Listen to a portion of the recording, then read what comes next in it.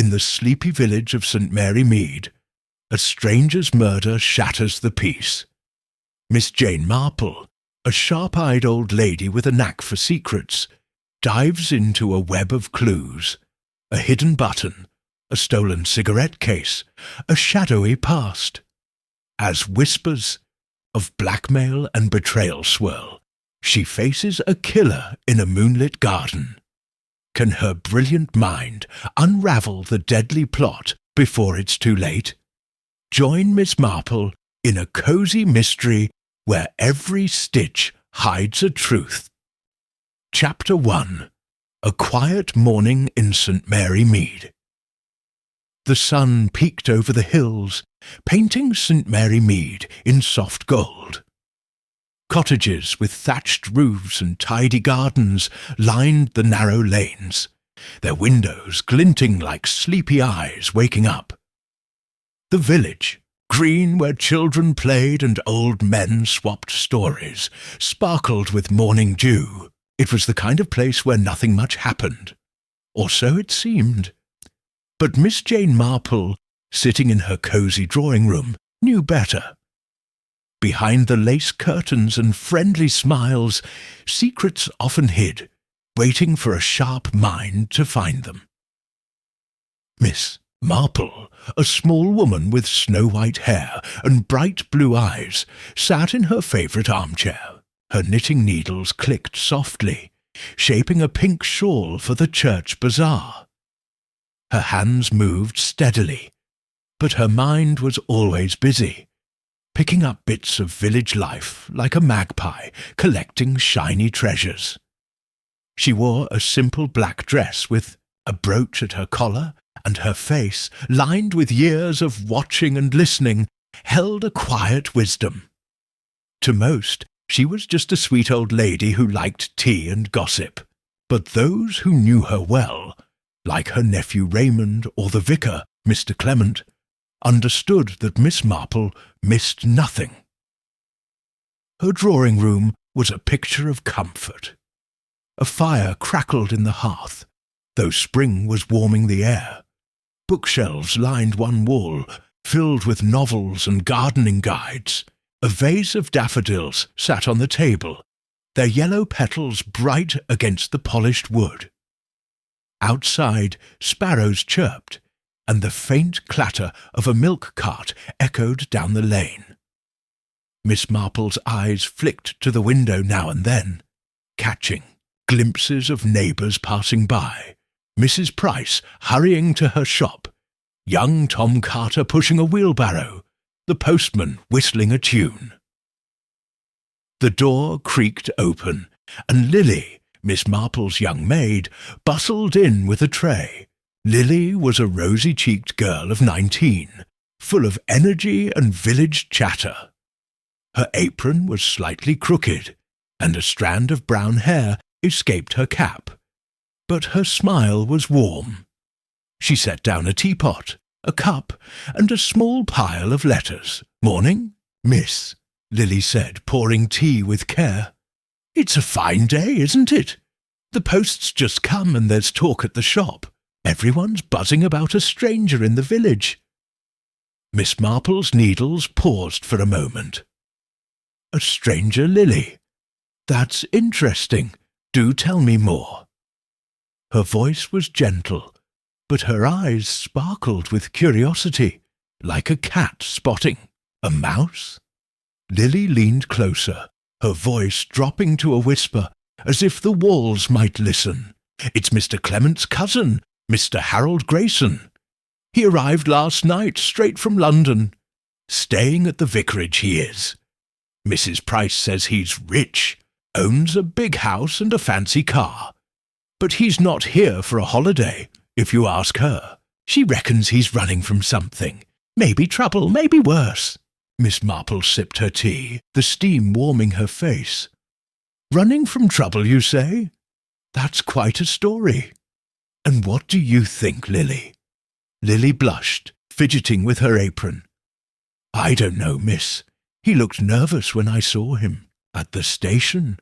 Kept looking over his shoulder, like someone was following him. But maybe he's just tired from the journey." Miss Marple smiled, setting her cup down. "Village gossip is like a quilt, Lily, full of colourful patches, but you have to stitch it together to see the pattern. A nervous man from London staying at the vicarage. Well, that's a patch worth keeping in mind." Lily nodded, though she didn't quite follow. "Shall I fetch your shawl, miss? It's warm, but you know how draughts sneak in." "No, thank you, Lily. I think I'll take a walk later. A visit to the vicarage might be in order. Mrs. Clement is always so kind, and I'd like to meet this Mr. Grayson myself." Lily bobbed a curtsy and left, humming to herself. Miss Marple returned to her knitting, her mind turning over Lily's words. A wealthy man from London, nervous and out of place in sleepy St. Mary Mead. She thought of her nephew Raymond, who often told her tales of city folk caught in scandals, money troubles, love affairs, or worse. People, she knew, were much the same whether in London or a village. They hid their fears and desires, but those secrets had a way of slipping out, like crumbs from a biscuit. She glanced at the letters on the tray. Most were dull. Bills, a note from the Women's Institute, a catalogue for rose bushes.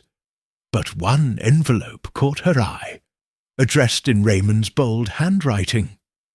She opened it, her lips curving into a smile as she read his latest letter. So, was in London, working on a new book, and full of stories about his friends. One line stood out. "I met a fellow the other day, Harold Grayson, who seemed awfully jumpy. Said he was heading to the country for a rest. Looked like he needed it." Miss Marple folded the letter, her mind clicking like her needles. So, Raymond had met Mr. Grayson. Jumpy, he'd said. That matched Lily's story. She tucked the letter away, deciding to ask Raymond more when she wrote back. For now, she wanted to see this stranger for herself. By mid-morning, the village was stirring. Miss Marple put on her hat, a neat black one with a small feather, and picked up her umbrella, though the sky was clear. She stepped outside, breathing, in the scent of blooming lilacs. The lane was quiet, save for the crunch of her shoes on the gravel and the distant bark of a dog. She passed the church, where Mr. Clement was polishing the brass on the door, and waved. He waved back, his round face cheerful. "Morning, Miss Marple," he called. "Coming to the vicarage later. My cousin Harold's with us, you know." "So I've heard," she replied, her voice bright. "I'd love to meet him. I'll call on Mrs. Clement this afternoon." The vicar nodded, oblivious to the glint in her eyes. Miss Marple continued her walk, passing the post office, where a cluster of women whispered excitedly. She caught snatches of their talk, Grayson, London, trouble, and smiled to herself. The village was like a pond. Drop a stone, and ripples spread fast. At the village shop, Mrs. Price was sweeping the step. She was a stout woman with sharp eyes and a tongue to match. "Morning, Miss Marple," she said, leaning on her broom. "Heard about the vicar's cousin? Fancy man, they say, but I don't trust those city types. Mark my words, he's up to no good."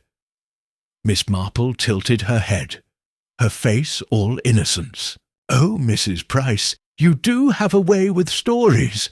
Has Mr. Grayson done something to make you suspicious?" Mrs. Price puffed out her chest.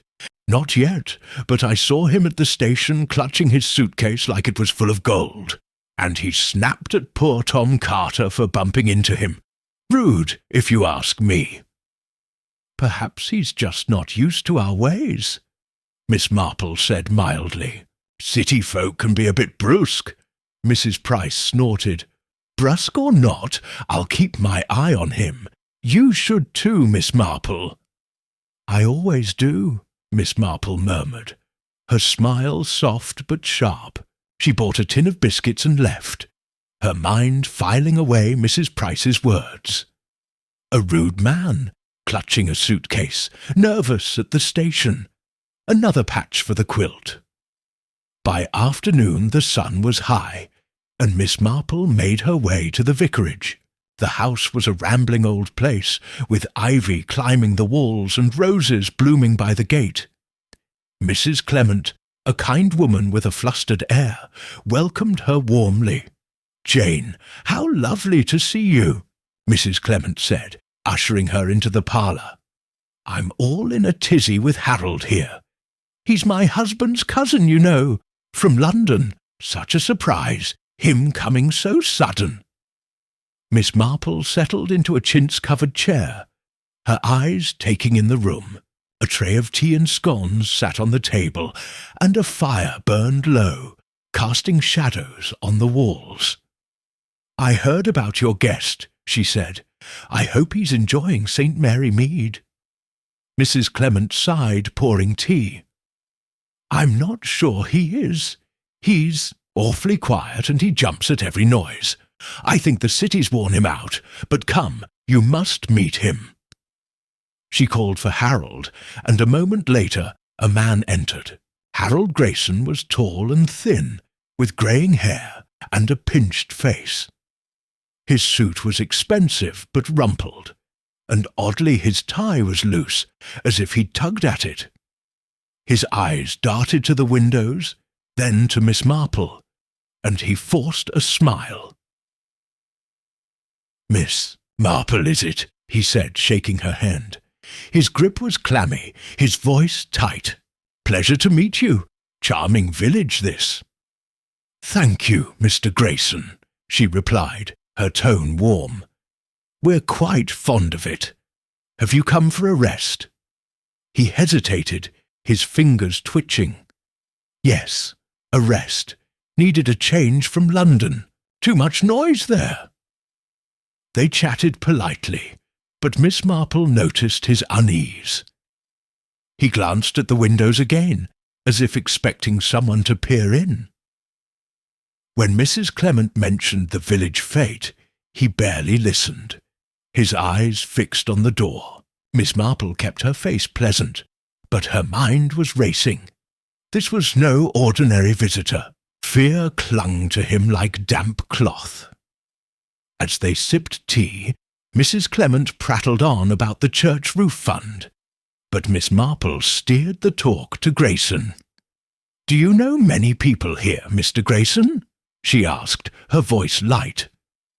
He stiffened, then shook his head. "No, no one. Just my cousin and his wife. I keep to myself mostly." "Wise, in a new place," Miss Marple said, but her eyes lingered on his hands, which gripped the armrests too tightly. She thought of Lily's story, Mrs. Price's suspicions, and Raymond's letter. Harold Grayson was hiding something, and she meant to find out what. The visit ended with promises to meet at the fete, and Miss Marple walked home, her umbrella swinging. The village was quiet now, the sun dipping low, casting long shadows. She passed the vicarage garden, where Tom Carter was raking leaves, his face sullen. She nodded to him, noting his strong arms and the way he glanced at the vicarage. Another piece of the puzzle, perhaps. Back in her drawing-room, Miss Marple sat by the fire, her knitting in her lap. The day had been ordinary, yet full of clues. "A nervous stranger," village whispers, "a letter from Raymond." She closed her eyes, picturing Grayson's twitching hands, Mrs. Price's sharp words, Tom's sullen look. People, she knew, revealed themselves in small ways. A glance, a word, a pause, and in St. Mary Mead, where life seemed so simple, those small ways could hide something deadly. She picked up her needles, the pink shawl growing under her fingers. Tomorrow she'd watch and listen, as she always did. For now, the village slept, but Miss Marple's mind was wide awake, stitching together the first threads of a mystery. Chapter 2. A Shocking Discovery.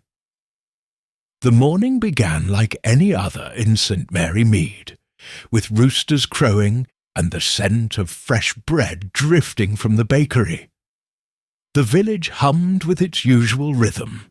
Children scampered to school, farmers trundled, carts to market, and old Mrs. Wicks hung laundry in her garden.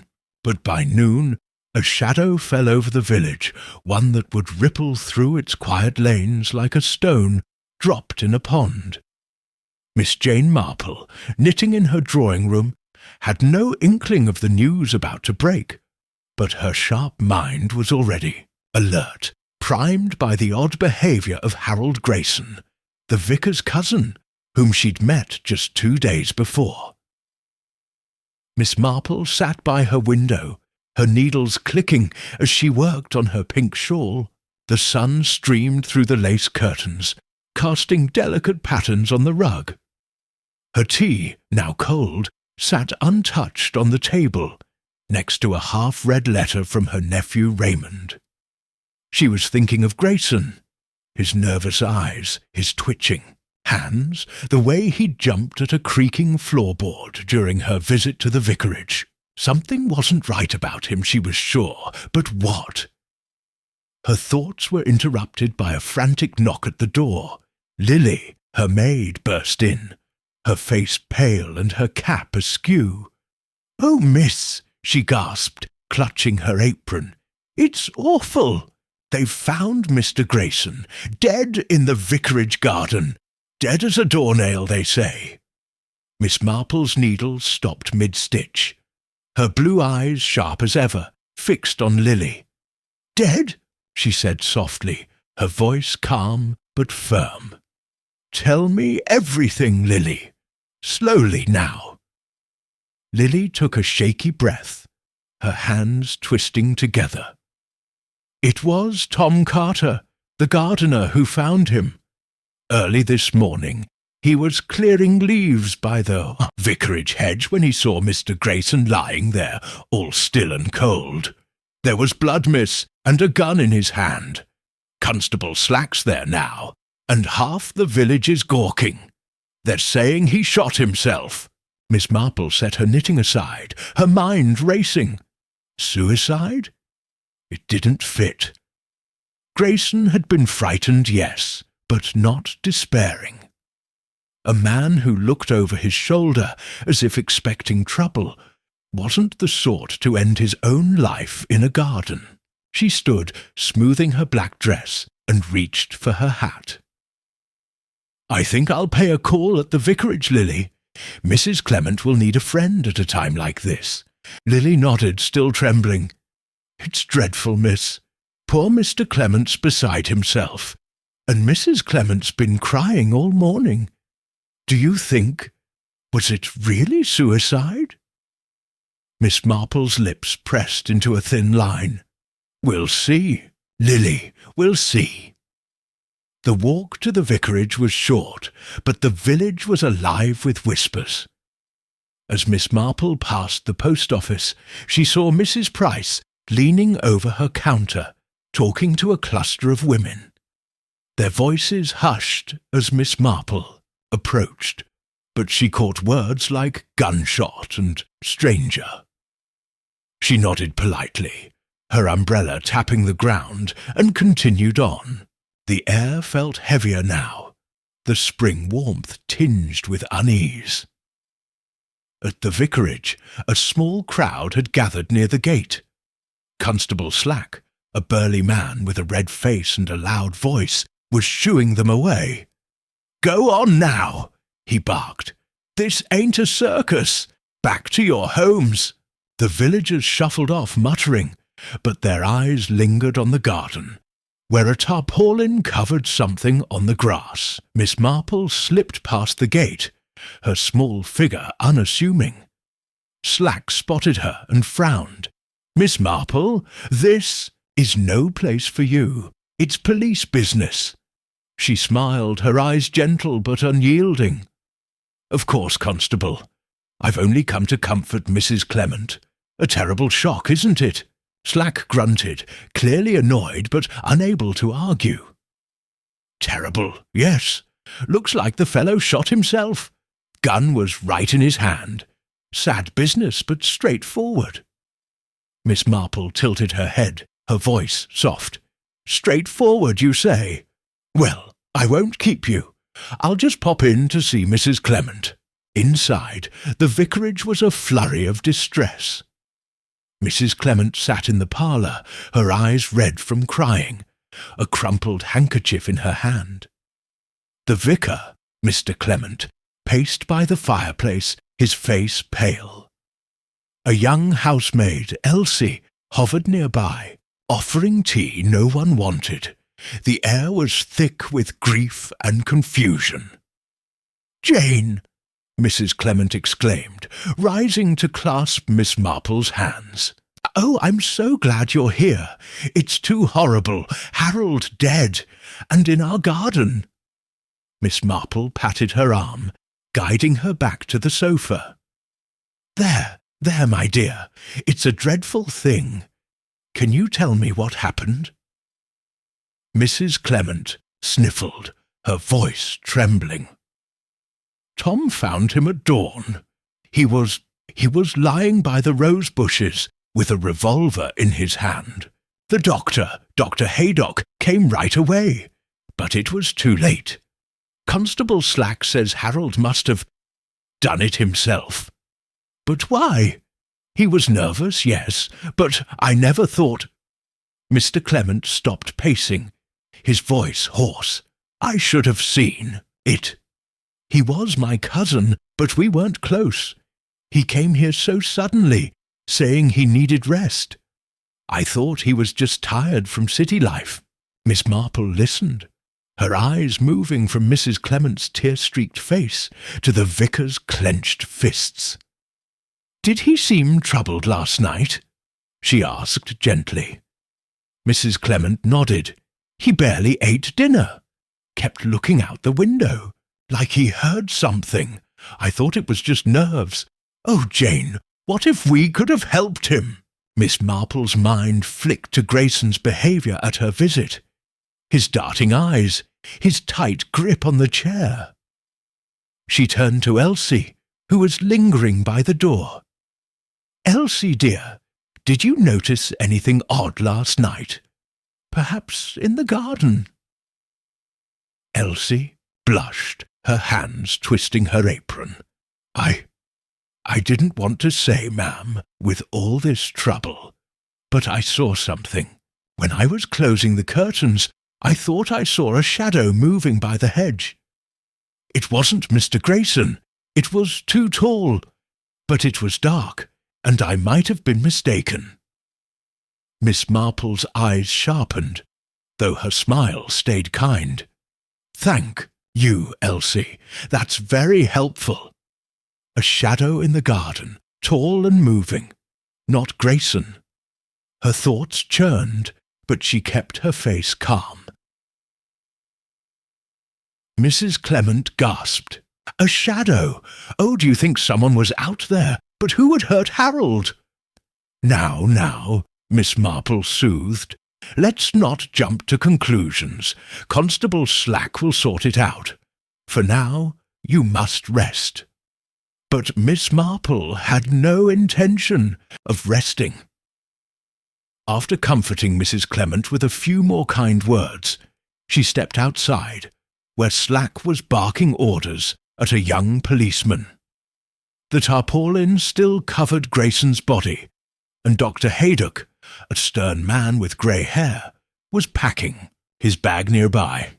Miss Marple approached Slack, her umbrella tucked under her arm. "Constable," she said, her voice polite but firm, "might I have a word about Mr. Grayson's death?"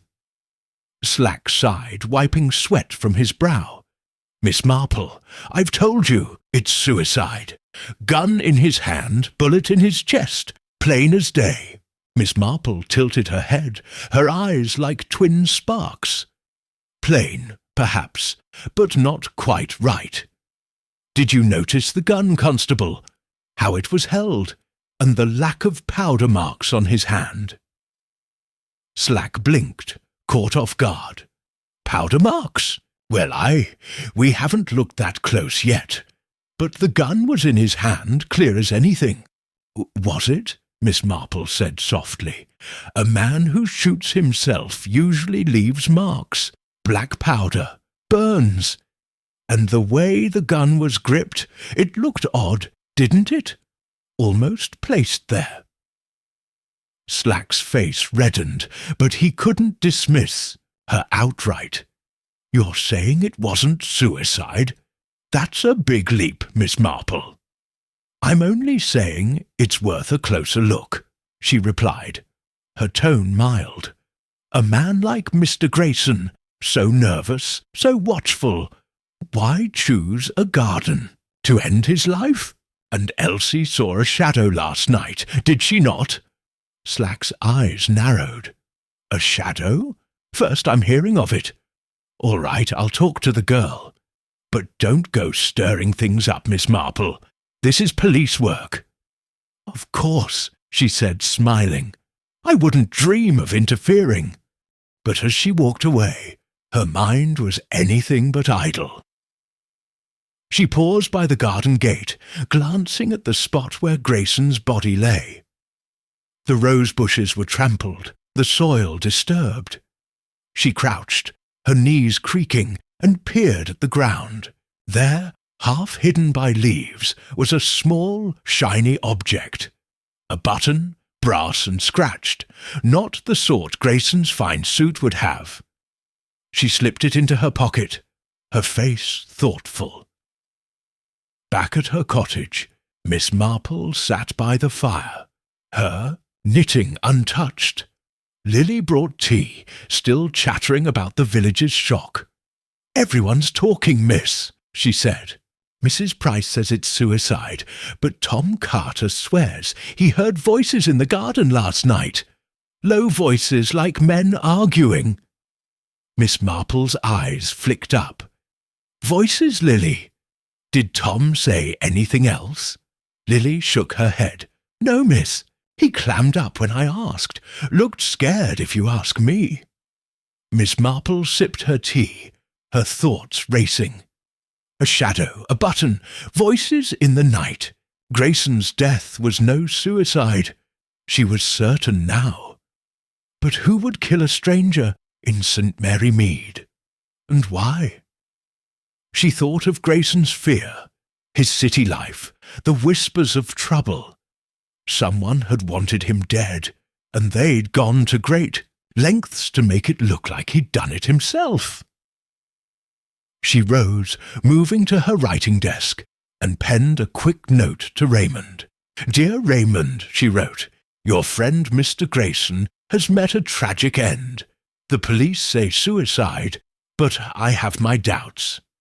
Can you tell me more about him, his business, his troubles? Anything might help."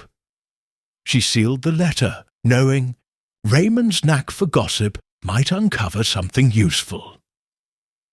As evening fell, St. Mary Mead settled into an uneasy quiet. Lanterns glowed in cottage windows, and the church bell tolled softly. Miss Marple sat by her window, watching the stars appear. The village looked peaceful, but she knew better. Somewhere, a killer was hiding, thinking they'd fooled everyone. But they hadn't fooled her. She picked up her knitting, the needles clicking once more. Tomorrow, she'd visit the vicarage again, talk to Tom, perhaps even Dr. Haydock. Every word, every glance was a clue. And Miss Marple, with her quiet ways and sharp mind, was already piecing them together, stitch by careful stitch. Chapter 3. The Village Suspects. The sun rose over St. Mary Mead, but its warmth couldn't chase away the chill that had settled over the village. Harold Grayson's death, now whispered to be murder, hung like a dark cloud. Cottages that once buzzed with cheerful chatter were quiet, their windows curtained as if hiding secrets. On the village green, neighbours exchanged hushed words, their eyes darting toward the vicarage where a man had died. Miss Jane Marple, knitting by her fire, felt the shift in the air. She knew villages like hers thrived on stories, and with a case, stranger's death. Those stories were growing wilder by the hour. Miss Marple sat in her cosy drawing-room, her needles clicking as she shaped her pink shawl. The fire crackled, casting a soft glow on the daffodils in their vase. Her tea was steaming, but her sharp blue eyes were fixed on the window, where she could see Mrs. Price sweeping her shop step, her broom moving slower than usual. The village was awake, but it was restless, and Miss Marple was ready to listen. She'd learned long ago that gossip, like a tangled skein of wool, could be unravelled to reveal truth. Lily, her maid, bustled in with a tray of scones and the Morning Post. Her cheeks were flushed, her eyes wide with excitement. "Miss, it's all anyone's talking about," she said, setting the tray down with a clatter. "Mr. Grayson's death. It's murder, they're saying now. Constable Slack's been poking around the vicarage, and folks are pointing fingers left and right." Miss Marple's needles paused, her face calm but curious. "Murder, Lily. That's a serious word. Who's pointing fingers, and at whom?" Her voice was gentle, like a teacher coaxing a shy child, but her mind was already sorting through possibilities. Lily leaned closer, her voice dropping. "Well, at the post office, Mrs. Wicks said she saw Dr. Haydock arguing with Mr. Grayson the day before he died. Something about a medical matter, all heated and sharp. And then there's Mrs. Blake, that fancy widow up at Rose Cottage. She was at the village fete, talking to Mr. Grayson, and it looked like a proper row. Her face all red, his hands waving. And Tom Carter, the gardener. Folks say he's got a temper, especially with city folk like Mr. Grayson. They're all suspects, miss, if you ask the village." Miss Marple sipped her tea, her eyes twinkling. "A doctor, a widow, and a gardener. Quite a cast of characters. And what do you think, Lily? Does the village gossip ring true?" Lily fidgeted, twisting her apron. "I don't know, miss. Doctor, Haydock's always been kind, but he's got a stern side. Mrs. Blake's polite, but she keeps to herself, like she's hiding something. And Tom? He's rough, but I can't see him killing anyone. Still, it's spooky, thinking someone in St. Mary Mead did it." Miss Marple nodded, setting her cup down. "Spooky indeed. Gossip is like a puzzle, Lily. Lots of pieces, but only some fit. I think I'll attend the Women's Institute meeting today. There's bound to be more talk, and talk can be very illuminating." Lily bobbed a curtsy and left, humming nervously. Miss Marple returned to her knitting, her thoughts weaving through Lily's words. Dr. Haydock, Mrs. Blake, Tom Carter. 3 names, 3 stories. She thought of her nephew Raymond, who loved city scandals full of greed, jealousy, or revenge. People she knew were the same everywhere, and murder always had a reason, even in a quiet village like hers. By midday, Miss Marple put on her blacks, hat with its small feather, and picked up her umbrella, though the sky was clear. She stepped outside, the spring air sweet with lilacs and grass. The lane was busy now. Children played by the church, and farmers nodded as she passed. But the usual cheer was gone, replaced by quick glances and whispered words. She stopped at the village shop, where Mrs. Price was polishing her counter, her eyes sharp as ever. "Morning, Miss Marple," Mrs. Price said, her voice low. "Terrible business at the vicarage. Murder, they're calling it now. I always said that Grayson was trouble. City folk bring their problems with them." Miss Marple smiled, her face all innocence. "Trouble, Mrs. Price? Did Mr. Grayson do something to make you think so?" Mrs. Price leaned forward, her voice a conspiratorial whisper. "Oh, I saw him at the fete, snapping at Mrs. Blake like she'd stolen his wallet. And Dr. Haydock was there too, glaring at Grayson something fierce. If you ask me, one of 'em had it in for him. And don't get me started on Tom Carter. He was skulking by the vicarage that night, I heard." Miss Marple tilted her head, filing away every word. "Goodness, you do see everything, Mrs. Price. I suppose we'll know more soon. Constable Slack's a thorough man." Mrs. Price snorted. "Thorough? He's as slow as a slug. You mark my words, Miss Marple. This village has secrets, and they're coming out now." Miss Marple bought a packet of tea and left, her mind buzzing. Mrs. Price's gossip matched Lily's, but it added colour. A row at the fete, Tom skulking, Dr. Haydock's glare. She thought of the brass button in her pocket, found near Grayson's body. It wasn't from his suit, nor from Tom's rough jacket. Whose then? The Women's Institute meeting was held in the church hall, a stone building with long tables and a kettle always steaming. The room was packed, the air thick with chatter and the scent of baking. Women knitted, sewed or sorted jam jars for the bazaar, but their talk was all about Grayson. Miss Marple slipped in quietly, taking a seat near Mrs. Wicks, a plump woman, with a knack for stories. "Jane, you've heard, haven't you?" Mrs. Wicks said, her needles flying. "It's murder! I saw Dr. Haydock with Grayson at the surgery, arguing loud enough to wake the dead. Something about a prescription, or maybe a secret. And Mrs. Blake, oh, she was fit to burst at the fete, telling Grayson to leave her alone. I reckon she's got a past with him." Miss Marple listened, her face mild but her ears sharp. "A past, you say? That's interesting. And what about young Tom Carter?" Mrs. Wicks lowered her voice. "He's a troublemaker, that one. My nephew saw him at the pub, grumbling about fancy folk like Grayson. Said he'd teach him a lesson. And he was at the vicarage that night, wasn't he?"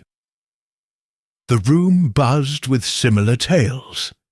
Miss Marple moved from group to group, offering a smile or a kind word, but always listening. One woman mentioned Dr.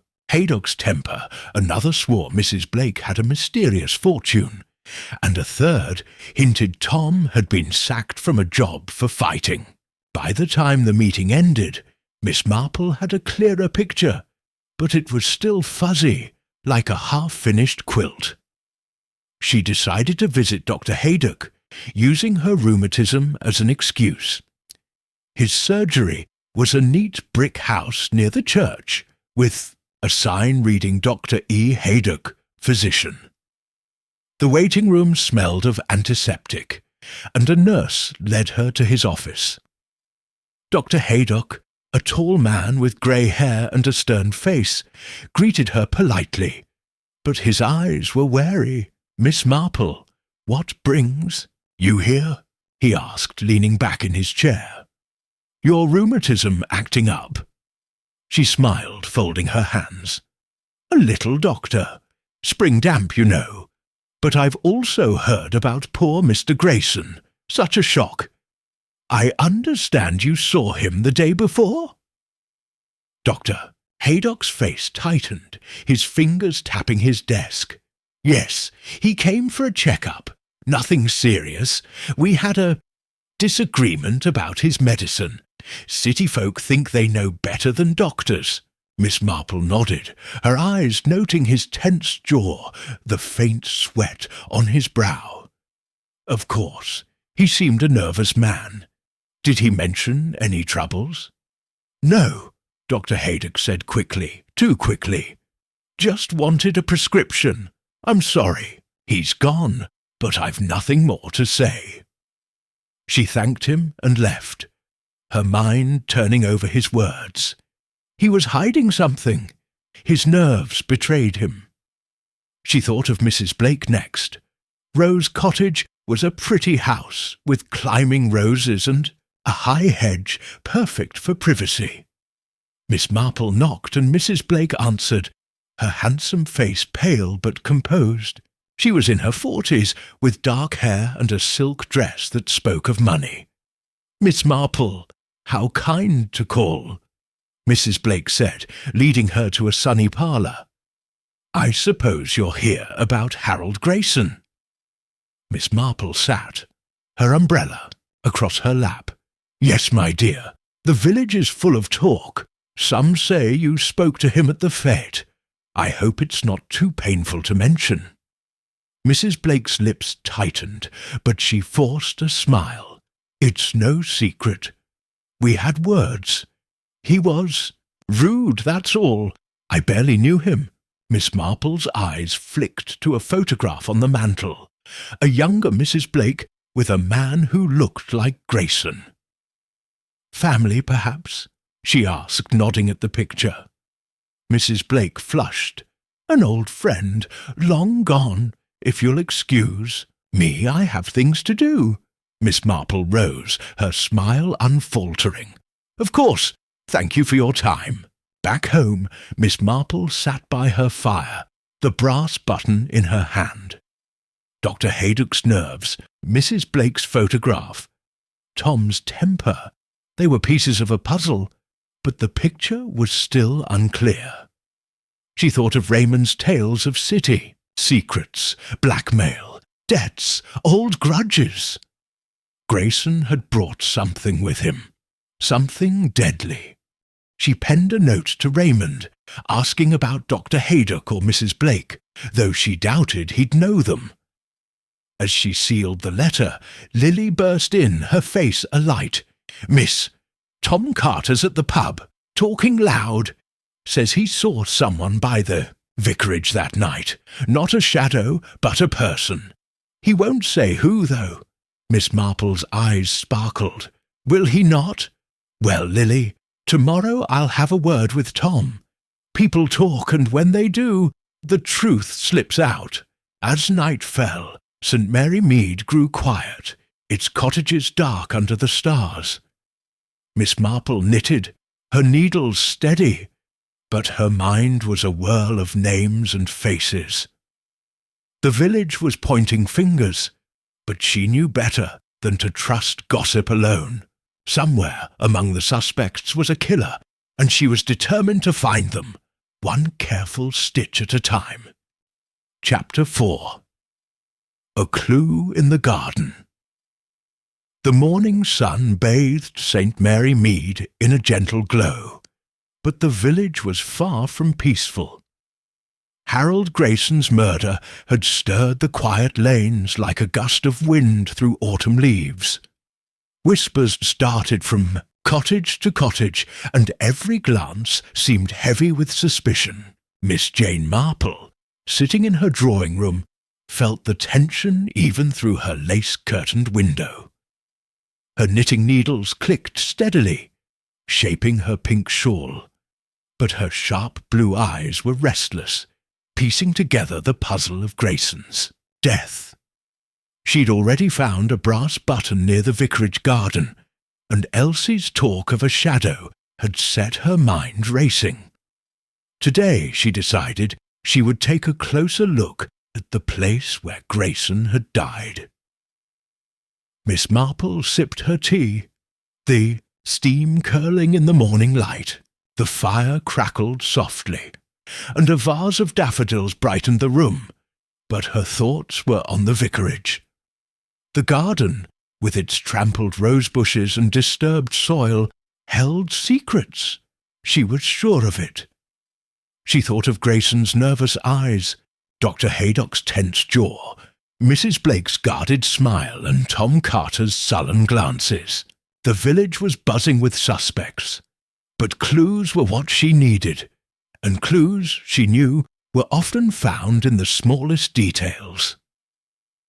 Lily, her maid, bustled in with a tray of toast and jam, her face still flushed with the village's excitement.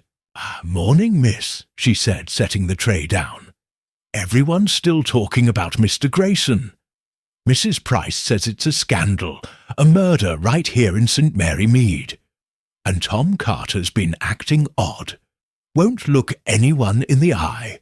They say," Miss Marple's needles paused, her eyes twinkling. "Odd, you say, Lily?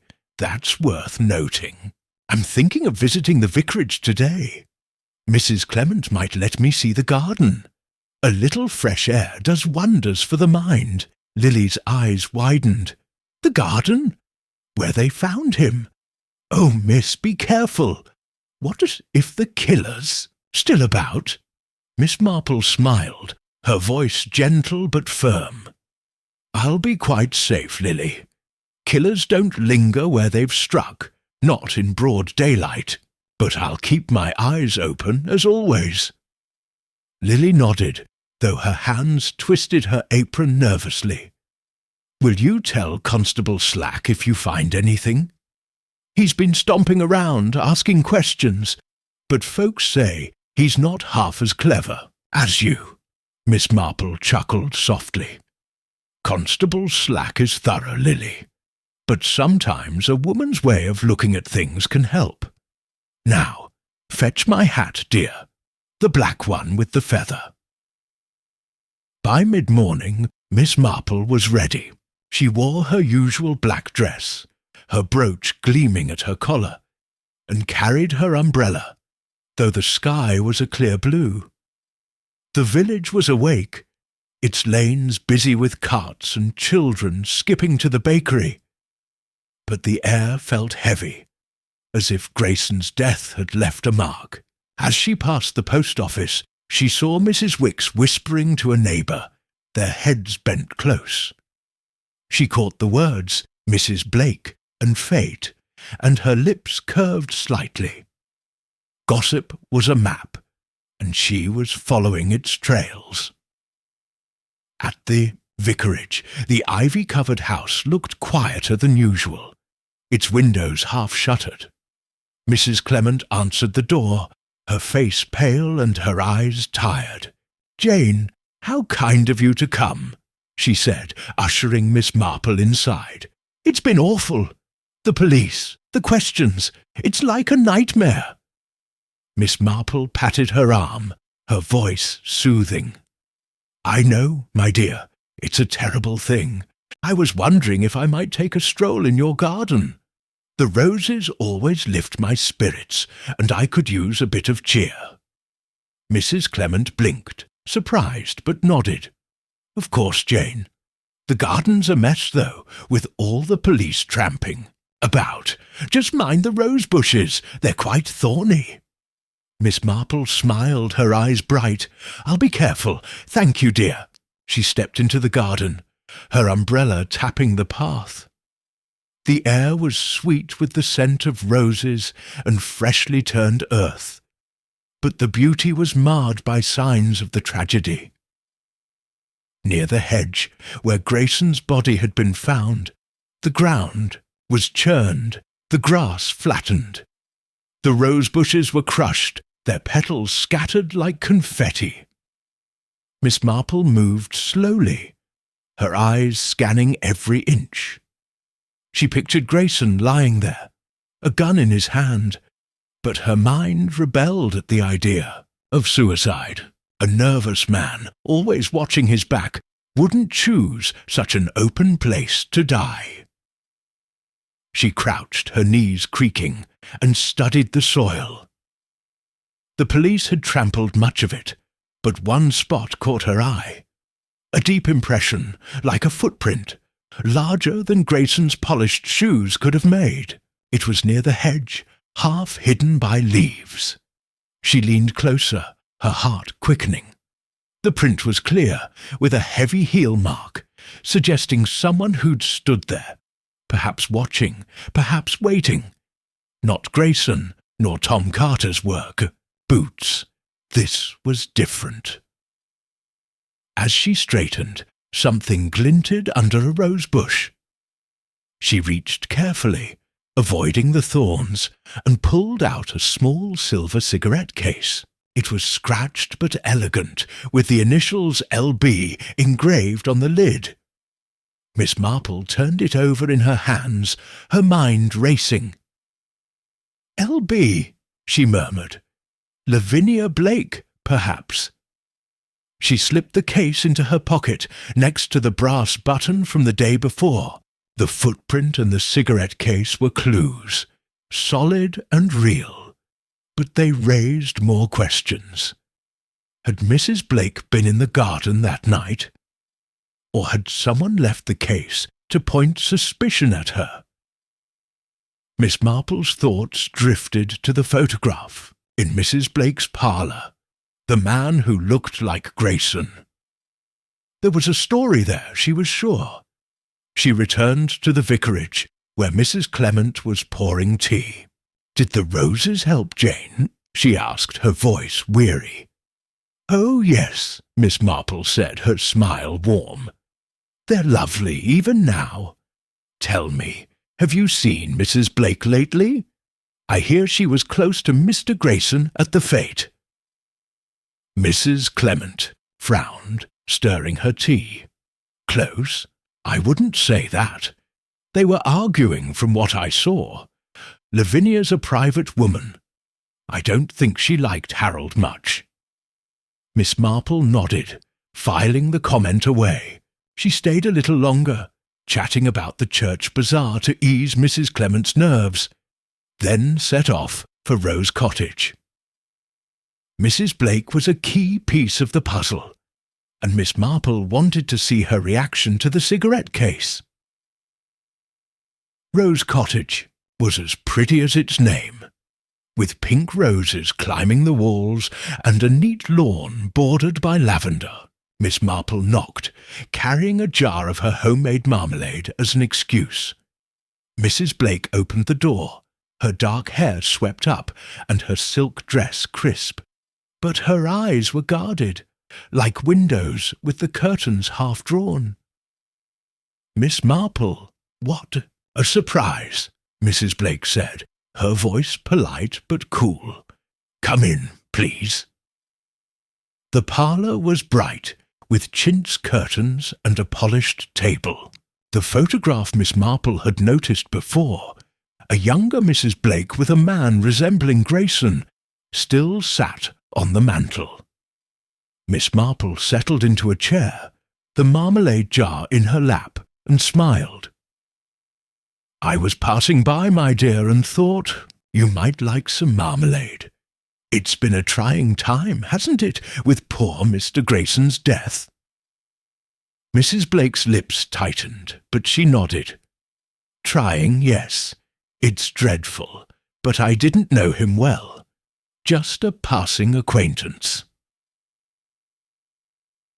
"Miss," Marple tilted her head, her voice gentle. "Oh, I heard you spoke at the fete, and then there's this."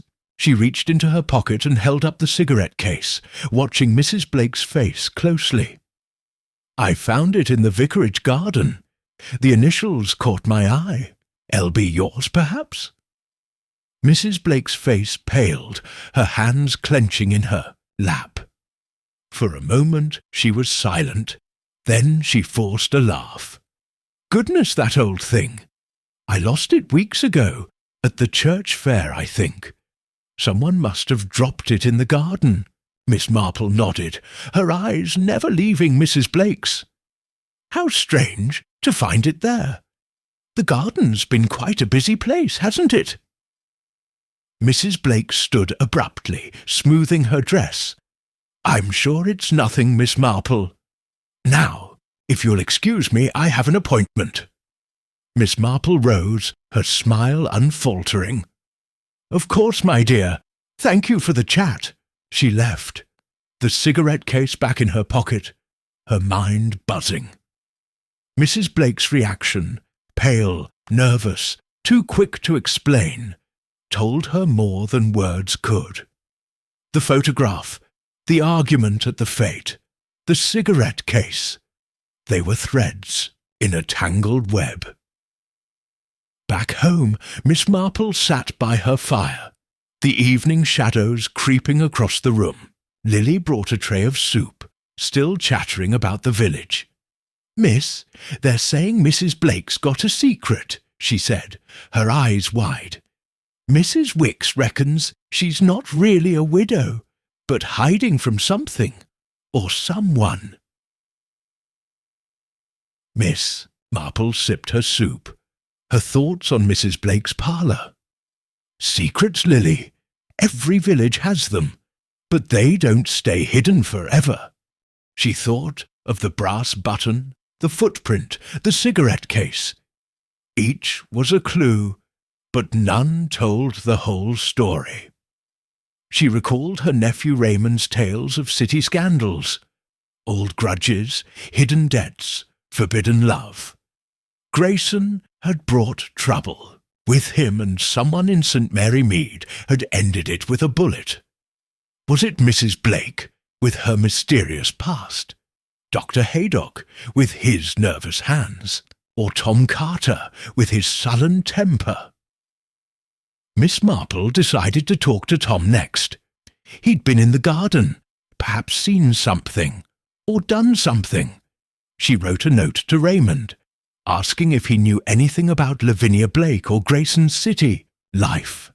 As she sealed the letter, the church bell tolled, its sound carrying through the quiet village. St. Mary Mead was sleeping, but Miss Marple's mind was wide awake, stitching together clues like patches on a quilt.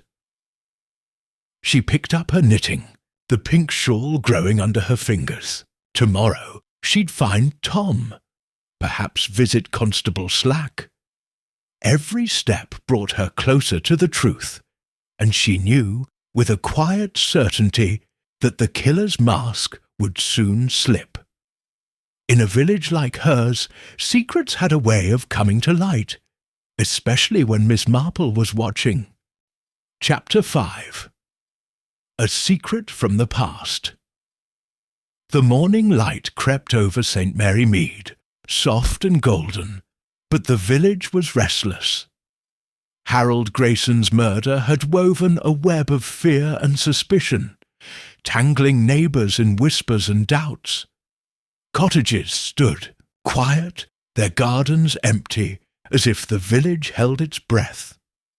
Miss Jane Marple, knitting in her cosy drawing-room, felt the unease through her lace curtains. Her needles clicked, shaping her pink shawl, but her sharp blue eyes were busy, piecing together the clues she'd gathered. A brass button, a footprint, a silver cigarette case with LB etched on it, and Mrs. Blake's nervous glance at a photograph. Today, Miss Marple hoped for answers, and they were closer than she knew. She sat by the fire, a tray of tea and toast on the table, the scent of wood smoke mingling with the daffodils in their vase. Her thoughts were on Mrs. Blake, whose pale face and quick excuses had lingered in her mind. The cigarette case, found in the vicarage garden, pointed to her, but Miss Marple wasn't convinced it was that simple. Killers, she knew, often left false trails, like breadcrumbs leading nowhere. She thought of Grayson's fear, Dr. Haydock's tense hands, and Tom Carter's sullen silence. The village was a puzzle, and she was determined to solve it. The door creaked, and Lily, her maid, burst in, her cheeks pink with excitement. "Miss, the post's come," she said, waving a letter. "It's from Mr. Raymond, and there's talk at the shop. They're saying Mrs. Blake knew Mr. Grayson before he came here, maybe from London. Mrs. Price swears she's got a secret, something big." Miss Marple's needles paused, her eyes twinkling. "A secret, Lily? That's quite a story. Let's see what Raymond has to say." She took the letter, her fingers steady but her heart quickening. Raymond, her nephew, had a knack for digging up city gossip, and she'd asked him about Grayson's life in London. She opened the envelope, her eyes scanning the bold handwriting. Raymond's letter was chatty, full of his usual flair, but one paragraph stood out. "Aunt Jane, your Mr. Grayson was quite a figure in London, a businessman, made a fortune in investments, but he hit trouble last year. A scheme went sour, and he lost a lot of people's money. One investor, a woman named Lavinia Weston, was ruined. Word is, she was furious, even threatened him.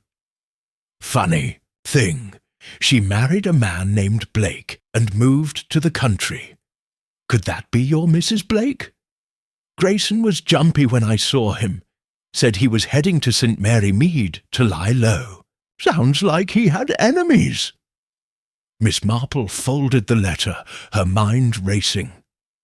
"Lavinia Weston," she murmured. "Mrs. Blake."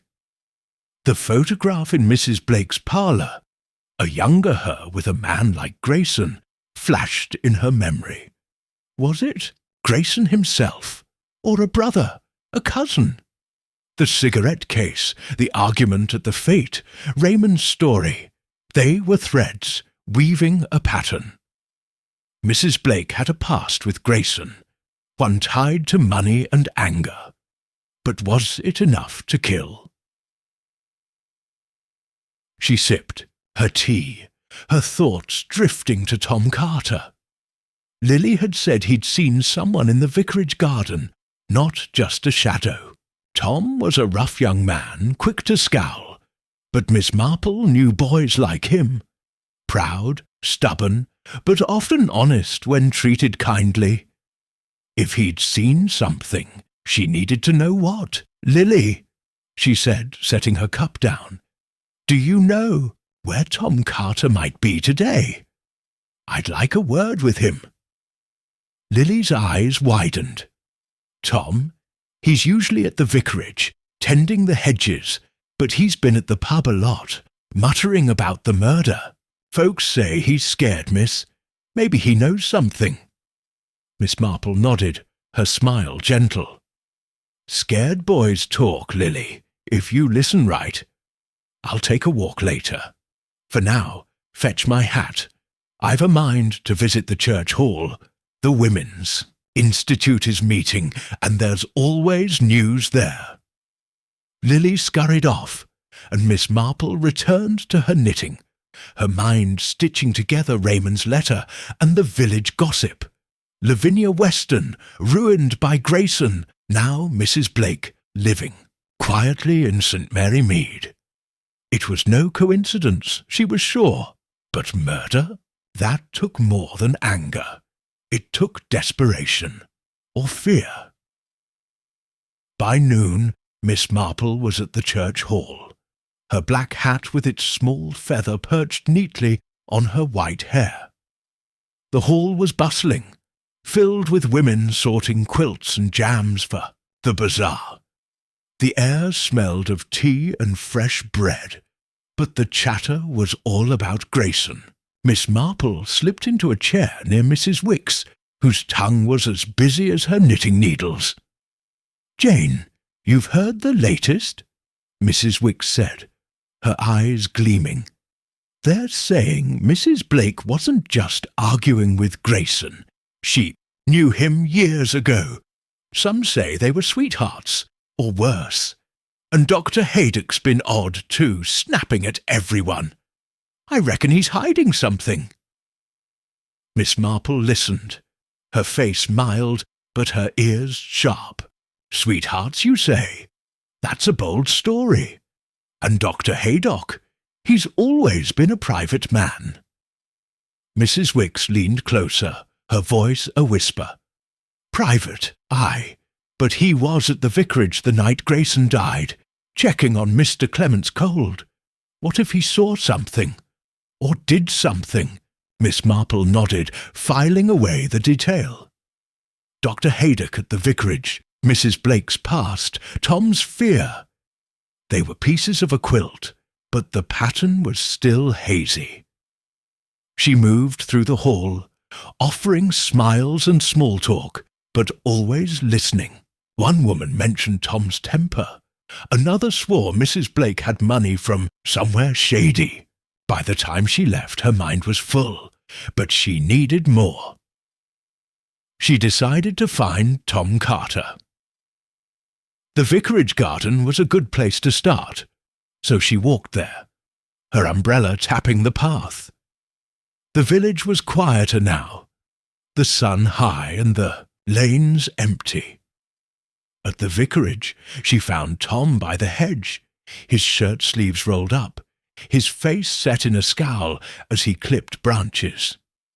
He was a strong lad, with dark hair and rough hands, but his eyes were wary, like a dog expecting a kick. "Good afternoon, Tom," Miss Marple said, her voice warm. "Your hedges are looking fine. Mind if I sit a moment? These old legs needn't high." Tom glanced up, surprised, then shrugged. "Suit yourself, miss." He pointed to a bench under a willow tree, and Miss Marple settled there, pulling a slice of fruitcake from her bag. "Care for some cake, Tom?" she asked, holding it out. "I baked it yesterday, but it's too much for me alone."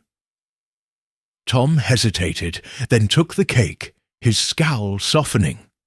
"Thanks, miss. You're not like the others, always nosing about." Miss Marple smiled, her eyes kind but sharp. "People talk, Tom, especially now. I hear you saw something the night Mr. Grayson died. A person, perhaps, in the garden." Tom froze, the cake halfway to his mouth. His eyes darted to the hedge, then back to her. "Who told you that? I didn't see nothing. Just shadows, maybe."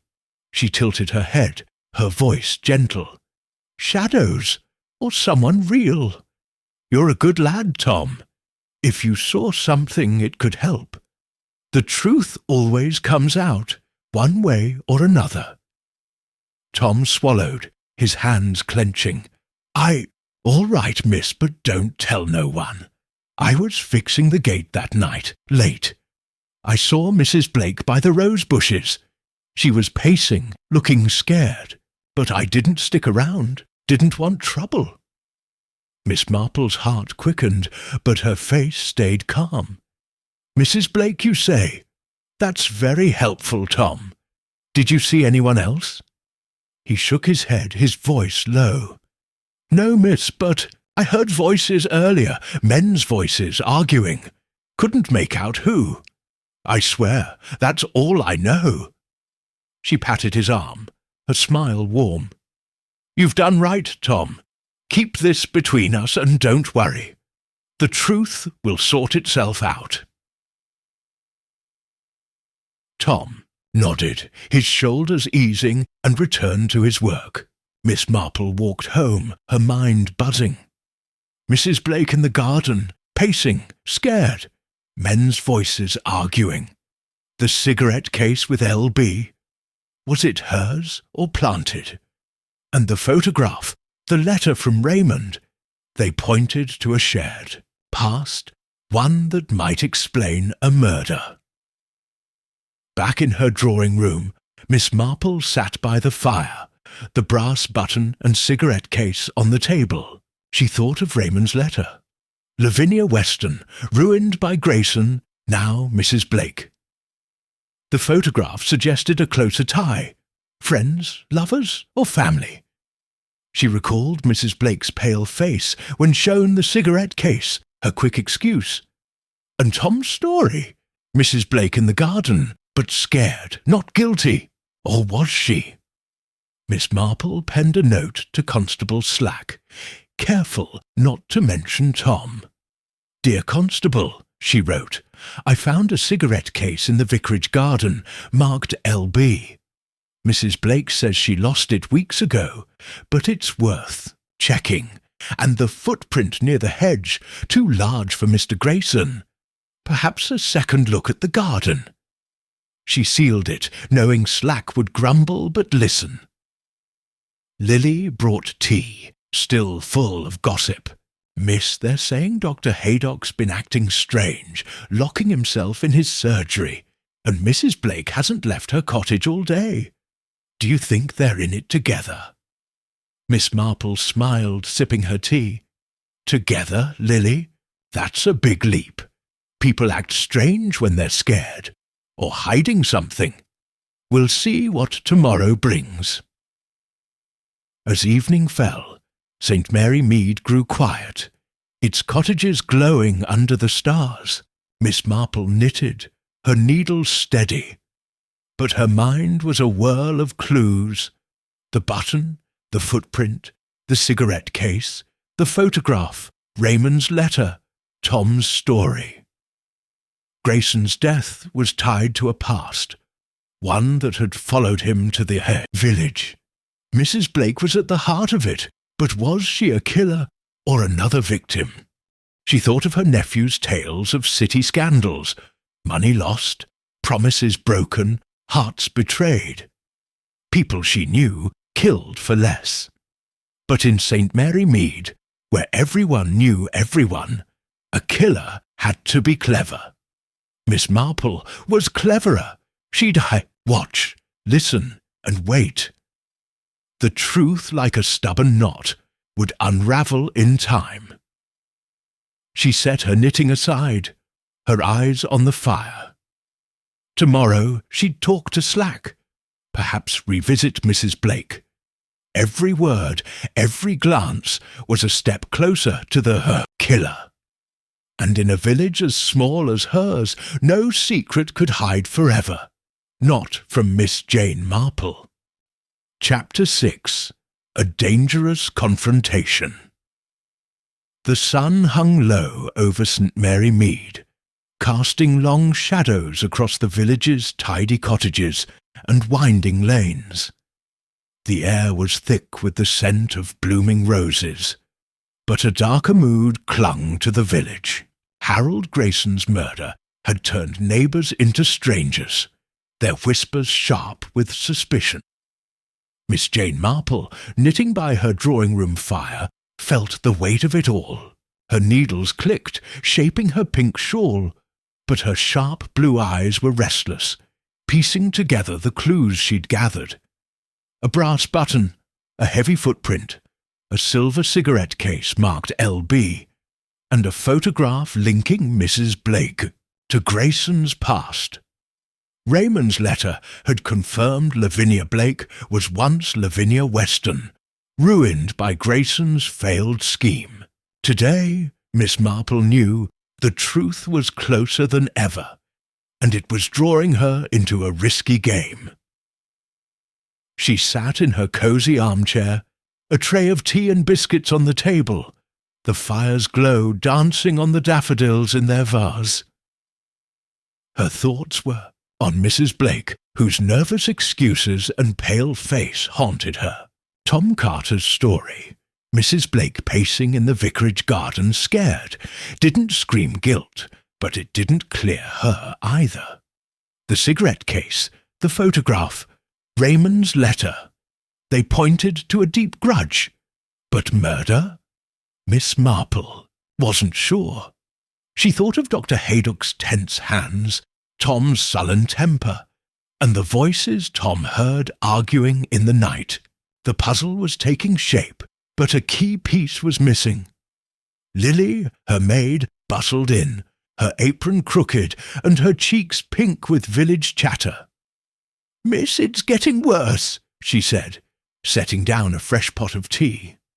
"Mrs. Price says Constable Slack's been at Rose Cottage, asking Mrs. Blake all sorts of questions, and Dr. Haydock's shut himself up, won't see patients.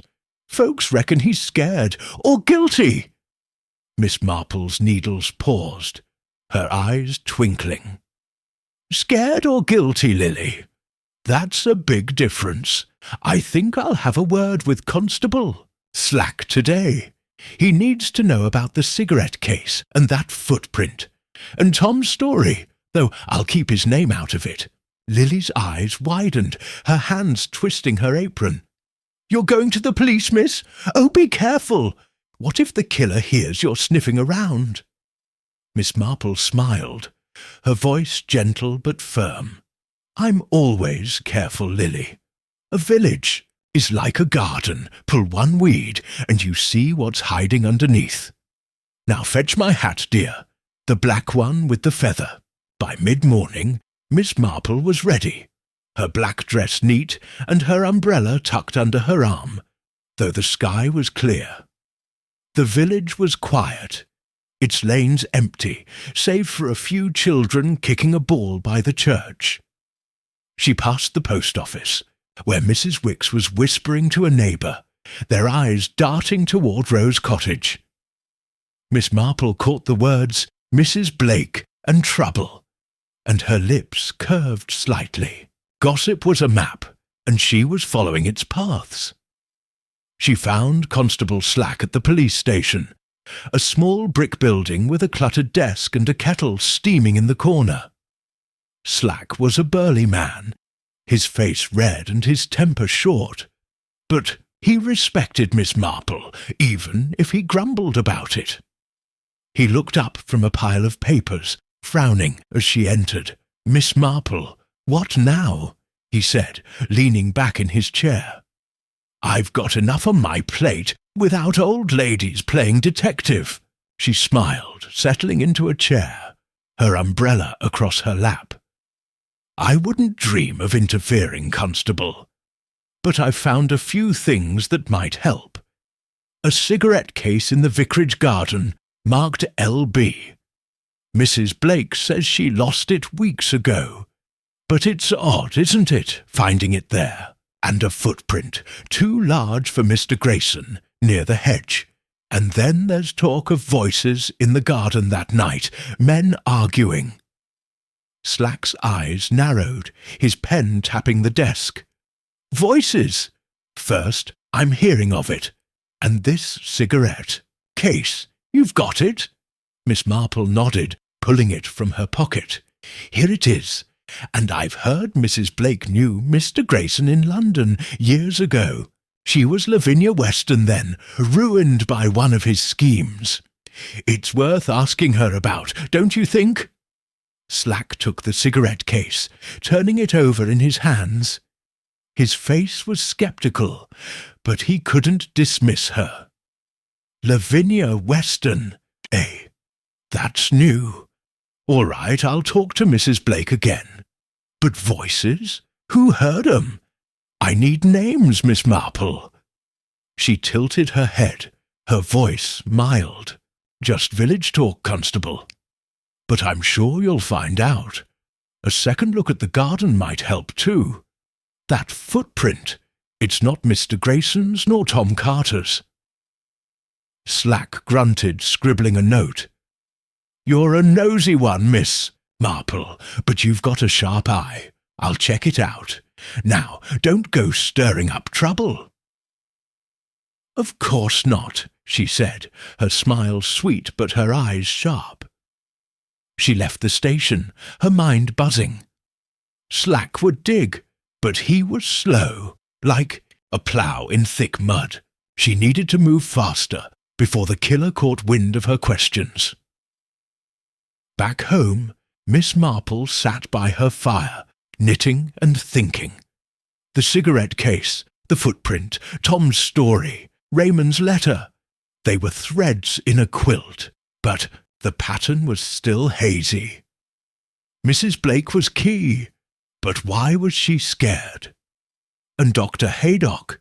His nerves, His visit to the vicarage that night suggested more than a doctor's worry. She thought of her nephew Raymond's tales of city scandals, blackmail, secrets, old debts. Grayson had brought trouble to St. Mary Mead, and someone had ended it with a bullet. As the evening fell, the village grew quiet, its cottages glowing under a crescent moon. Miss Marple was sipping tea, her knitting in her lap, when a sharp knock startled her. Lily, who'd been clearing the dishes, gasped and hurried to the door. Moments later she returned, her face pale. "Miss, it's Mrs. Blake," Lily whispered. "She looks wild, says she needs to see you now." Miss Marple sat, her tea down, her heart quickening but her voice calm. "Show her in, Lily, and stay close, dear." Mrs. Blake swept into the room, her dark hair loose and her silk dress rumpled. Her face was pale, her eyes wide with fear, and her hands clutched a small cloth bag. She looked like a woman on the edge, ready to bolt or break. "Miss Marple," she said, her voice trembling, "I know you've been asking questions. I didn't kill Harold, I swear, but I know who did. I can't keep quiet any more. It's too dangerous. Meet me at the vicarage garden tonight at 9. I'll tell you everything." Miss Marple's eyes locked on hers, searching for truth. Mrs. Blake's fear was real, but was it guilt or something else? "The garden, my dear?" she said softly. "That's a strange place to talk. Why not here now?" Mrs. Blake shook, her head, her hands tightening on the bag. "It's not safe. Please, just come. I'll explain it all, everything about Harold, about me, but it has to be there." Miss Marple nodded, her voice steady. "Very well, Mrs. Blake, I'll be there. But be careful, my dear. The garden's seen enough trouble." Mrs. Blake gave a shaky nod and left, her footsteps quick on the gravel path. Lily, hovering by the door, wrung her hands. "Miss, you can't go. It sounds like a trap. What if she's the killer?" Miss Marple smiled, patting Lily's arm. "A trap, Lily? Perhaps. But I've faced worse than a frightened woman. I'll take precautions. Now fetch me some paper. I need to write to Constable Slack." She penned a quick note, her hand steady. "Dear Constable, I'm meeting Mrs. Blake in the vicarage garden at 9 tonight. She claims to know the killer. Please have someone nearby, but out of sight. I trust you'll be discreet." She sealed it and handed it to Lily. "Take this to the station, dear, and give it to Slack himself. Hurry now." Lily nodded, her face pale, and dashed out. Miss Marple sat back, her knitting untouched. Mrs. Blake's visit was a spark, setting the mystery ablaze. Was she telling the truth, ready to name the killer? Or was she luring Miss Marple into danger? The cloth bag, her wild eyes, her choice of the garden, they were clues. But to what? Miss Marple thought of the photograph, the cigarette case, Tom's story of Mrs. Blake pacing, scared. Something was coming to a head, and she needed to be ready. As the clock neared 8, Miss Marple prepared. She wore her sturdy shoes and a dark shawl, her umbrella in hand, not for rain, but for protection. The village was silent, its lanes dark save for the glow of lanterns. She walked to the vicarage, her steps steady but her senses sharp. The garden loomed ahead, its rose bushes black in the moonlight, the hedge a wall of shadows. She paused at the gate, her eyes scanning the darkness. Somewhere, she hoped, Slack's men were watching. Mrs. Blake wasn't there yet. Miss Marple stepped into the garden, her umbrella tapping the path. The air was cool, heavy with the scent of earth and roses. She stood by the crushed rose bushes where Grayson had died and waited. Her heart beat steadily, but her mind was alert, ready for anything. Minutes passed, and then she heard footsteps, quick, uneven.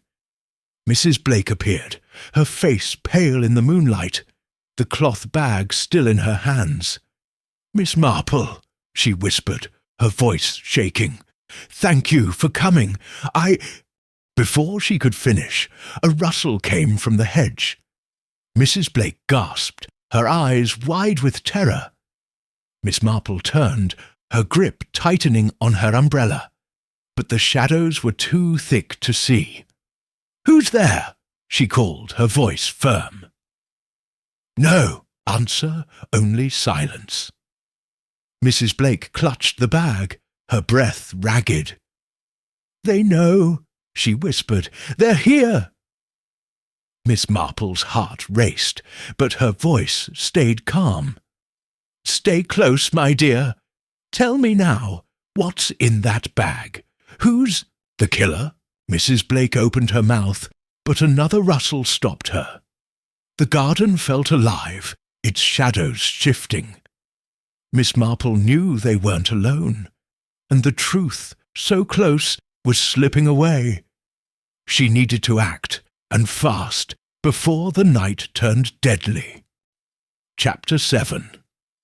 The trap is sprung. The moon hung low over St. Mary Mead, casting a pale glow on the vicarage garden.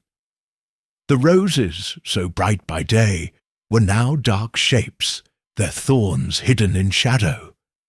The air was cool, heavy with the scent of earth and fear. Miss Jane Marple stood by the crushed rose bushes where Harold Grayson had died, her umbrella gripped tightly, her sharp blue eyes scanning the darkness. Mrs. Lavinia Blake, pale and trembling, clutched a cloth bag, her voice a whisper as she began to speak. Somewhere in the hedge, a rustle had silenced her, and Miss Marple knew they weren't alone. Her heart beat steady, but her mind was sharp, ready for the truth or danger.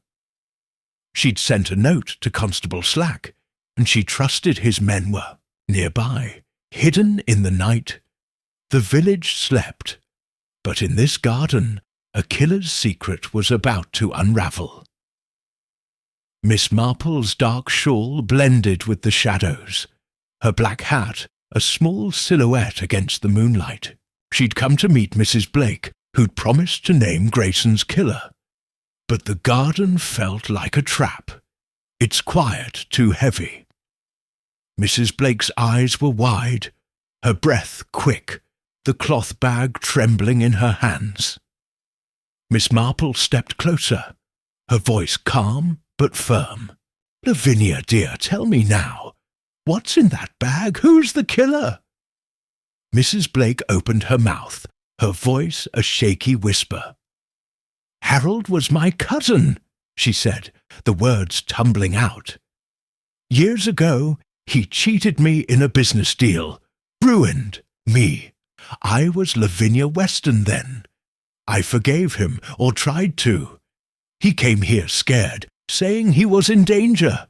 He gave me this." She held up the bag, her hands shaking. "It's papers, proof of a crime, but not mine. A sharp crack from the hedge cut her off. Mrs. Blake gasped, clutching the bag to her chest. Miss Marple turned, her umbrella raised like a shield, her eyes piercing the darkness. "Show yourself," she called, her voice steady despite the chill in her bones. The shadows shifted, and a figure stepped forward. Dr. Haydock, his face twisted with rage, a revolver glinting in his hand. His grey hair was wild, his eyes hard, nothing like the stern but kind doctor the village knew. "You should have stayed quiet, Lavinia," he snarled, his voice low and dangerous. "And you, Miss Marple, Always poking your nose where it doesn't belong, Mrs. Blake whimpered, shrinking back. But Miss Marple stood firm, her small figure unyielding. "Put that gun down, Dr. Haydock," she said, her tone sharp but calm. "The police are here, watching. You can't escape." Haydock's eyes darted, searching the darkness, but he didn't lower the gun. "Police? You're bluffing, old woman. You've meddled too much, and now you'll pay." Miss Marple's heart raced, but her mind was clear, stitching together every clue. The brass button, the heavy footprint, the cigarette case, Tom's story, Raymond's letter. She'd suspected Haydock, his nerves, his visit to the vicarage that night. But now, facing him, she saw the truth. "You killed Harold Grayson, didn't you?" she said, her voice cutting through the night. "He was blackmailing you, wasn't he? Over a mistake, a patient who died, perhaps, under your care." Haydock flinched, his grip on the gun tightening. "You don't know anything," he spat, but his voice shook, betraying him. Miss Marple pressed on, her eyes locked on his. "Oh, I know enough. Grayson came to St. Mary Mead, running from trouble, but he brought it with him. He knew your secret. A medical error, maybe a death you covered up. He threatened to tell unless you paid. You met him in this garden, argued and shot him. You made it look like suicide, placing the gun in his hand, but you missed details, the lack of powder burns, the footprint too large for Grayson, the button from your coat." Haydock's face paled, his hand trembling. "You're guessing," he growled. But his eyes flicked to the hedge, as if sensing eyes in the dark. Miss Marple took a small step forward, her umbrella steady. "Not guessing, Doctor. The cigarette case, you took it from Mrs. Blake's house to throw suspicion on her. You knew she had a past with Grayson, thanks to village gossip. But you didn't count on Tom Carter hearing your argument, or Elsie seeing a shadow. And that button—" She pulled it from her pocket, holding it up. "It's from your coat, isn't it? The one you wore that night." Mrs. Blake gasped, her eyes wide. "You stole my case? You let me think."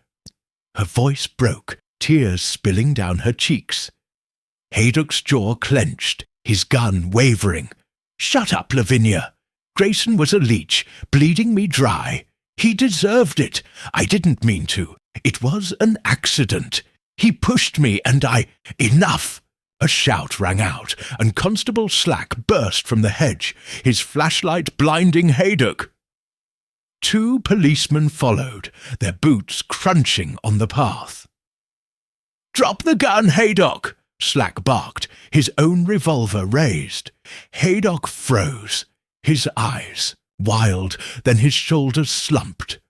The gun fell to the grass with a dull thud, and he sank to his knees, muttering, "It was an accident.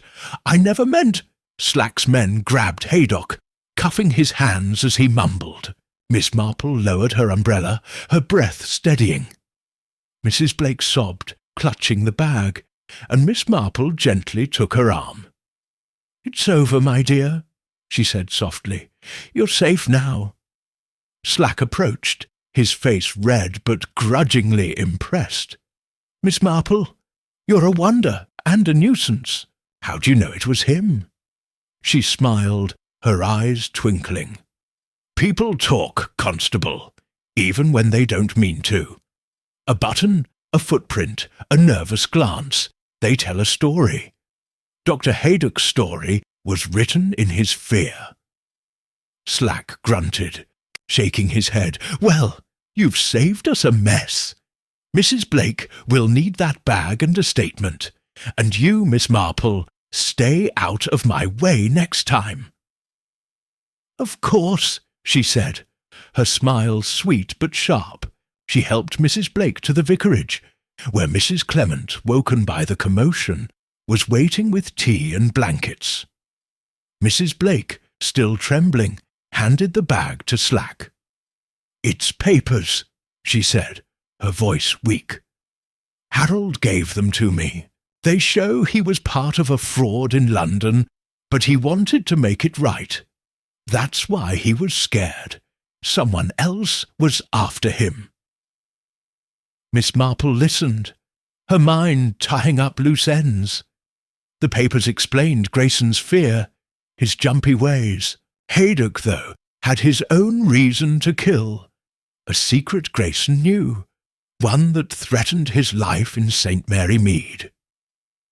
She thought of Raymond's letter, Tom's story, the cigarette case, the button. Each clue had led her here, to this moonlit garden. As Slack led Haydock away, the village began to stir. Lights flickered in cottage windows, and curious faces peered out. Miss Marple walked Mrs. Blake to Rose Cottage, her arm steady under the widow's trembling hand. "You were brave, my dear," she said. "Harold's papers will clear your name. Rest now." Mrs. Blake nodded, tears in her eyes. "Thank you, Miss Marple. I thought I'd be blamed. I was so scared." Miss Marple patted her arm, her voice gentle. "Fear makes us all act strangely, but the truth always finds a way." Back home, Miss Marple sat by her fire, the clock ticking past midnight. Lily, who'd waited up, was full of questions, her eyes wide. "Miss, was it really Dr. Haydock? How'd you know? And Mrs. Blake, is she all right?" Miss Marple smiled, picking up her knitting. "Yes, Lily, it was Dr. Haydock. He was scared, like Mrs. Blake, but his fear turned to murder. As for how I knew, people are like books, dear. You just have to read the signs." Lily shook her head, amazed.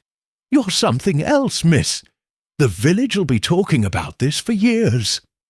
Miss Marple chuckled, her needles clicking. "Let them talk, Lily. It keeps the village alive."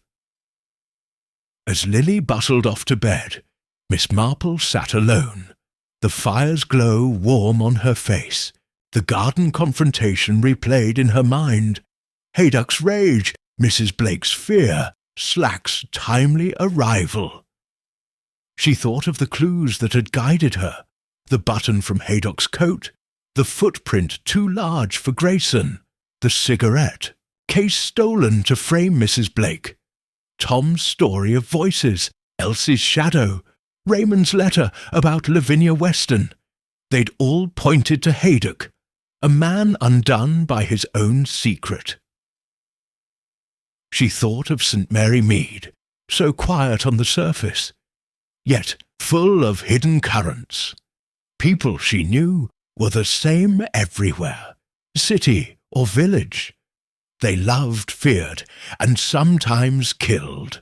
But in a place like hers, where everyone watched, a killer couldn't hide forever. Not from her. The fire crackled, and Miss Marple knitted, her pink shawl nearly done. Tomorrow, the village would buzz with the news of Haydock's arrest. Mrs. Blake would heal, Slack would grumble, and life would settle back to normal. But Miss Marple knew normal was just a mask. Secrets would always simmer, waiting for her sharp eyes to find them. She set her knitting aside, her eyes on the stars outside. The truth had come to light, as it always did. And in St. Mary Mead, where the roses bloomed and the shadows hid, Miss Jane Marple was ready for whatever came next. Chapter 8. The Village Restored. The morning sun rose gently over St. Mary Mead, painting the cottages and village green in soft gold. The air was sweet with lilacs and freshly cut grass, and the church bell tolled a steady, comforting rhythm. After days of fear and whispers, The village felt lighter, as if a heavy cloud had lifted. Dr. Haydock's arrest the night before had spread like wildfire, and by dawn every lane buzzed with the news. Miss Jane Marple, knitting in her cosy drawing-room, felt the change. Her needles clicked, finishing her pink shawl, but her sharp blue eyes were calm, reflecting on the garden confrontation that had unmasked a killer. The mystery was solved, but in St. Mary Mead there were always threads to tie up. Miss Marple sat by her fire, a tray of tea and scones on the table, the daffodils in their vase glowing in the sunlight. The room was warm, its bookshelves and lace curtains a picture of comfort. But her mind was busy, replaying the night's events. Dr. Haydock's wild eyes, Mrs. Blake's trembling hands, Constable Slack's timely arrival. She thought of the clues that had led her there. The brass button, the heavy footprint, the cigarette case marked L.B., Tom Carter's story, Raymond's letter.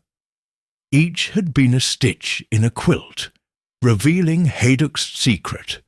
A patient's death covered up, and Grayson's blackmail that pushed him to murder. Lily, her maid, burst in, her apron crooked and her cheeks flushed with excitement. "Miss, it's all over the village," she said, setting down a fresh pot of tea. "Dr. Haydock, a killer! Folks can't believe it. Mrs. Price says she always knew he was too stern compiling, and Mrs. Blake's at the vicarage telling her story. Everyone's saying you're a hero, miss." Miss Marple smiled, sipping her tea, her eyes twinkling. "A hero, Lily? I only listened, that's all. People talk and the truth slips out. How is Mrs. Blake holding up?" Lily leaned closer, her voice low. "She's shaken, miss, but relieved." She gave Constable Slack those papers from the bag. Proof Mr. Grayson was tangled in a city fraud. She's saying he was trying to fix things, but it got him killed. She's staying with Mrs. Clement for now, till she feels steady. Miss Marple nodded, her mind on Mrs. Blake. Lavinia Weston, once ruined by Grayson, now free of his shadow. The papers explained Grayson's fear, his nervous ways in St. Mary Mead. But it was Haydock's secret, a patient's death, hidden to save his name, that had sparked the murder. She thought of the cigarette case, stolen to frame Mrs. Blake, and the button from Haydock's coat left by chance in the garden. Small things, but they'd undone a killer. "I think I'll visit the vicarage," Miss Marple said, setting her cup down. "Mrs. Blake might need a friend, and I'd like to hear her side. Fetch my hat, Lily, the black one with the feather." Lily scurried off, and Miss Marple stood smoothing her black dress. The village was healing, but she knew wounds like these left scars. She wanted to be sure Mrs. Blake was safe, and perhaps learn more about those papers. She stepped outside, her umbrella in hand, though the sky was a clear blue. The lanes were busy now, with children playing and farmers chatting by the shop. But eyes followed her, and whispers trailed in her wake. Miss Marple solved it, making her smile. At the vicarage, the ivy-covered house looked peaceful, its roses blooming despite the trampled garden. Mrs. Clement welcomed her warmly, her face still pale, but her smile genuine. "Jane, you're a blessing," she said, leading her to the parlour. "Lavinia's here, and she's been asking for you." Mrs. Blake sat by the window, her dark hair neat, but her eyes tired. The cloth bag was gone, given to Slack, but her hands twisted in her lap, betraying her nerves. She rose as Miss Marple entered, her voice soft. "Miss Marple, I don't know how to thank you. If you hadn't come last night, I'd be lost, or worse." Miss Marple took her hand, her touch gentle. "You were brave, my dear. Tell me, if you can, about those papers. They seem important." Mrs. Blake sat, her eyes distant. "Harold was my cousin, though we weren't close. Years ago, he pulled me into a business deal in London. Investments, he said.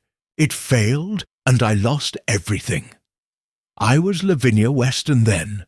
I married Mr. Blake later, moved here to start over. Harold showed up a few weeks ago, scared, saying he'd been part of a fraud.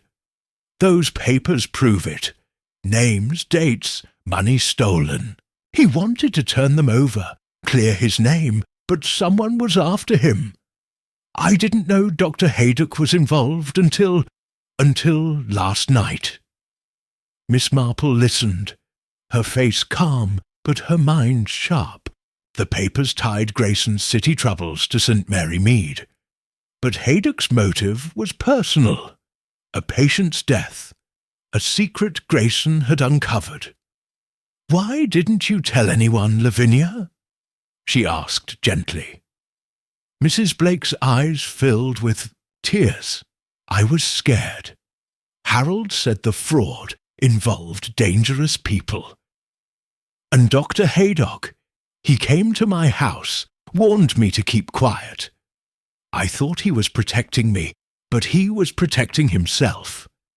When I found that cigarette case was mine, I panicked, thinking someone was framing me." Miss Marple nodded, her thoughts on Haydock's cunning. He'd stolen the case, knowing Mrs. Blake's past with Grayson, hoping to shift blame. But he hadn't counted on her sharp eyes, or Tom Carter's story of voices in the garden. "You're safe now," she said. "The papers will help the police, and Haydock can't hurt you." Mrs. Blake managed a weak smile. "Thanks to you. I'll stay in St. Mary Mead, try to rebuild. You've given me a chance." Miss Marple stayed a while, chatting with Mrs. Clement about the church bazaar to lighten the mood. As she left, the vicar, Mr. Clement, caught her at the gate. "Jane, you've done wonders," he said, his face weary but grateful. "I never thought my cousin's visit would end like this." "Nor I," Miss Marple said, her eyes kind.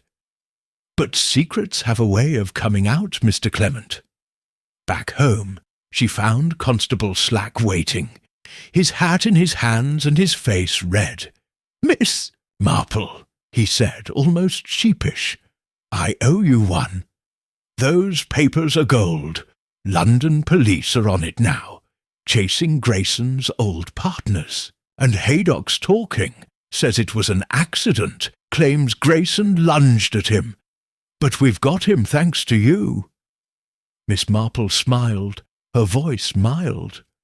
"I only pointed out what was there, Constable. You'd have seen it, given time." Slack snorted, but his eyes were warm. "You're a sharp one, I'll give you that. Just don't make a habit of this detective work." "I wouldn't dream of it," she said, her smile sharp as a needle. As Slack left, Lily brought tea, her eyes wide. "Miss, you're famous now. Mrs. Wicks says you should be in the papers." Miss Marple chuckled, settling by the fire. "Let Mrs. Wicks talk, Lily. It's good for the soul." That evening she sat in her garden, the air cool and the stars bright. Her pink shawl was done, folded neatly for the bazaar. She thought of Grayson, a man undone by greed, and Haydock, a doctor broken by shame. Mrs. Blake would heal, and the village would settle, but Miss Marple knew St. Mary Mead was never truly quiet. Secrets bubbled beneath its surface, waiting for her keen eyes. She sipped her tea, the fire's glow warm on her face. The mystery was solved, the killer caught, but life, she knew, was a puzzle that never ended. And in St. Mary Mead, where roses bloomed and shadows hid, Miss Jane Marple was always ready to unravel it, one careful stitch at a time.